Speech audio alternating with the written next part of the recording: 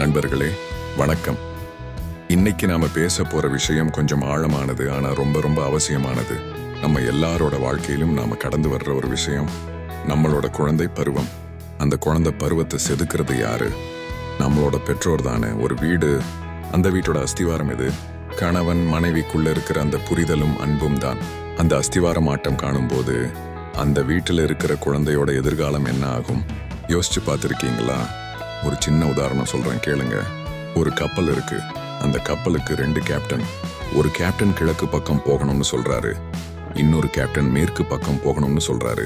2 பேரும் ஒருத்தருக்கு ஒருத்தர் விட்டு கொடுக்காம அவங்க திசையில கப்பலை திருப்ப முயற்சி பண்ணா என்ன ஆகும்?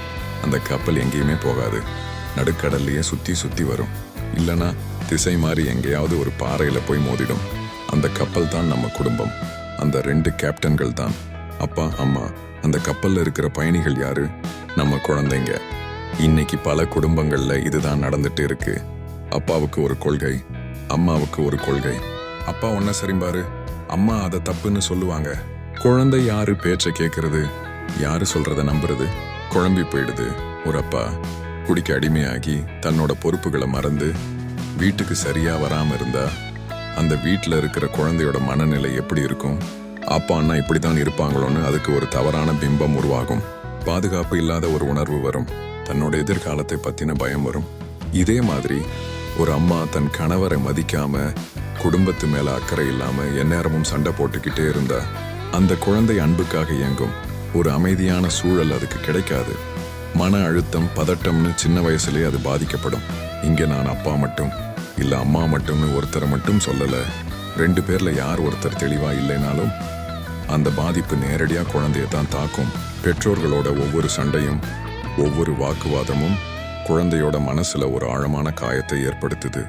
அது அவங்களோட படிப்புல பாதிப்பை உண்டாக்கும், அவங்களோட குணத்துல பாதிப்பை உண்டாக்கும். நாளைக்கு அவங்க உருவாக்க போற அவங்களோட சொந்த குடும்ப வாழ்க்கையிலையும் பாதிப்பை உண்டாக்கும்.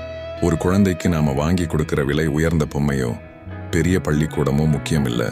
அதுக்கு தேவை அப்பா அம்மா 2 பேரும் ஒன்னா அன்பா புரிதலோட இருக்கிற ஒரு அமைதியான குடும்பச் சூழல். நீங்க உங்க குழந்தைக்கு சொத்து சேர்க்கிறீங்களோ இல்லையோ, ஆனா ஒரு நல்ல முன்மாதிரியா இருங்க. உங்களை பார்த்து உங்க குழந்தை கத்துக்கணும்.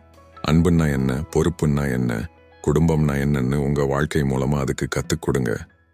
ஏன்னா ஒரு வீடு தெளிவா இருந்தா அந்த வீட்டுல இருக்கிற குழந்தை மட்டும் இல்ல, அந்த குழந்தையால உருவாகிற அடுத்த தலைமுறையும் தெளிவா இருக்கும்.